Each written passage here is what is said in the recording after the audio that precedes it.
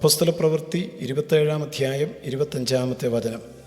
അതുകൊണ്ട് പുരുഷന്മാരെ ധൈര്യത്തോടിരിപ്പീൻ, എന്നോട് അരുളി ചെയ്തതുപോലെ തന്നെ സംഭവിക്കും. ഞാൻ ദൈവത്തെ വിശ്വസിക്കുന്നു, എങ്കിലും നാം ഒരു ദ്വീപിന്മേൽ മുട്ടി വീഴേണ്ടതാകുന്നു. പൗലോസ് അപ്പോസ്തലൻ സഞ്ചരിച്ച കപ്പൽ വലിയ ഒരു അപകടത്തിൽപ്പെടുന്നു. ആ കപ്പൽ യാത്രക്കാരെല്ലാം പരിഭ്രാന്തരാണ്.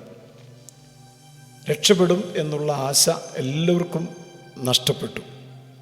വളരെ പ്രതികൂലം. ആഗ്രഹിച്ച തുറമുഖത്ത് എത്തുവാൻ കഴിയുമോ എന്നുള്ള ആശങ്ക എല്ലാവരുടെയും മുഖത്ത് കാണുന്നു. അപ്പോഴാണ് പൗലോസ് അപ്പോസ്തലൻ പറയുന്നത്, ഞാൻ സേവിച്ചു വരുന്ന എൻ്റെ ഉടയവനും ഞാൻ സേവിച്ചു വരുന്നവനുമായ ദൈവത്തിൻ്റെ ദൂതൻ രാത്രിയിൽ എൻ്റെ അടുക്കൽ നിന്ന്, പൗലോസെ ഭയപ്പെടരുത്, നീ കൈസരുടെ മുമ്പിൽ നിൽക്കേണ്ടതാകും. നിന്നോടുകൂടെ യാത്ര ചെയ്യുന്നവരെ ഒക്കെയും ദൈവം നിനക്ക് ദാനം ചെയ്തിരിക്കുന്നു എന്ന് പറഞ്ഞു. ദൈവത്തിൻ്റെ ആലോചന ലഭിച്ച പൗലോസ് അപ്പോസ്തലൻ നിരാശയോടെ നിൽക്കുന്ന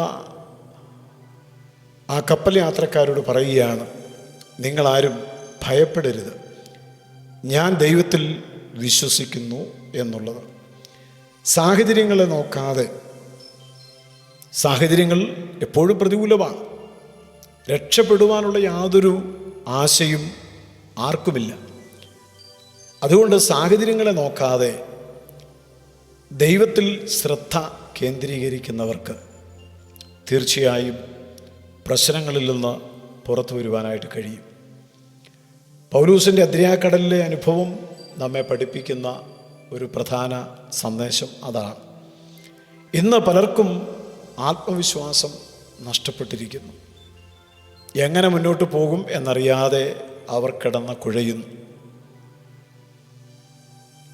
ജീവിതത്തിൽ വലഞ്ഞു പോകുന്ന അനുഭവമാണ് പലരും അനുഭവിക്കുന്നത്. എന്നാൽ ദൈവത്തിലുള്ള വിശ്വാസം കൈമുതലായിട്ടുണ്ടെങ്കിൽ തീർച്ചയായും നമുക്കിതിനെല്ലാം അതിജീവിക്കുവാനായിട്ട് കഴിയും.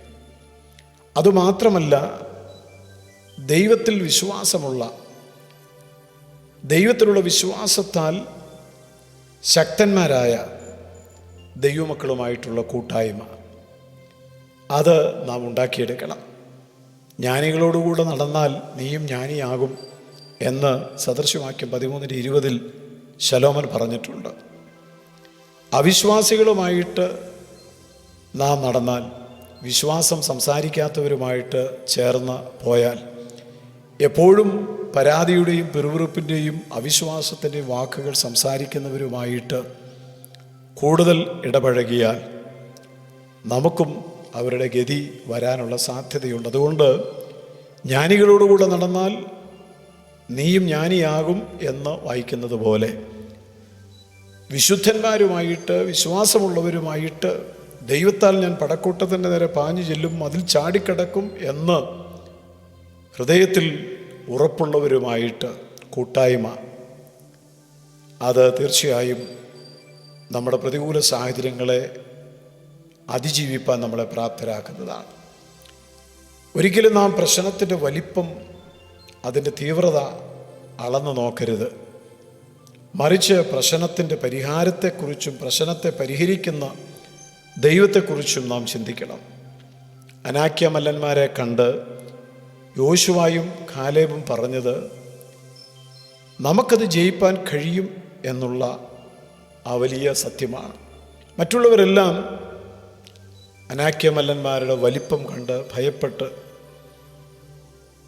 പരിഭ്രമിച്ച് പുറകോട്ട് പോയപ്പോൾ, ദുർവർത്തമാനം പറഞ്ഞപ്പോൾ, ജയിപ്പാൻ നമുക്ക് കഴിയും എന്ന് ആത്മവിശ്വാസത്തോടെ, ധൈര്യത്തോടെ, ഉറപ്പോടെ പറഞ്ഞ യോശുവയും കാലേബും. സംഖ്യാപുസ്തകം 13-ാം അധ്യായം 30-ാമത്തെ വചനത്തിൽ.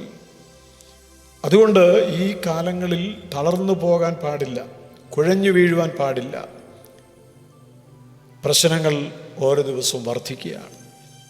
ഇന്നലെ നേരിട്ടതിനേക്കാൾ വലിയ പ്രശ്നങ്ങളെയാണ് നാം നാളെ നേരിടേണ്ടത്.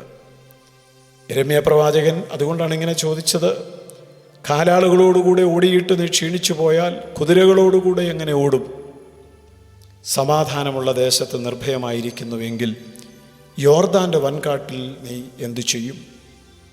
കൊച്ചു കൊച്ചു പ്രശ്നങ്ങളെ നാം നേരിടുവാൻ കഴിയാതെ തളർന്നു വീഴുന്നവരായിട്ട് മാറിയാൽ ഇതിനേക്കാൾ വലിയ പ്രശ്നങ്ങൾ നമ്മുടെ ജീവിതത്തിൽ കടന്നു വരുമ്പോൾ നാം എങ്ങനെ അതിനെ അതിജീവിക്കും? അതുകൊണ്ട് പൗലോസ് ദൈവത്തിൽ വിശ്വസിച്ചതുപോലെ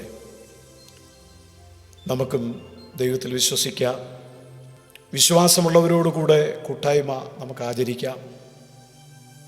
പ്രശ്നത്തിൻ്റെ വലിപ്പം അളന്ന ദുർവർത്തമാനം പറയാതെ ജയിപ്പാൻ നമുക്ക് കഴിയും എന്ന് ധൈര്യത്തോടെ പറയാം.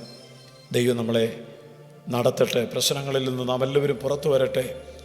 യേശുക്രിസ്തുവിൻ്റെ നാമത്തിൽ ആശ്രയിച്ച് നമുക്ക് ജയാളികളാകുവാൻ കർത്താവ് കൃപ തരട്ടെ.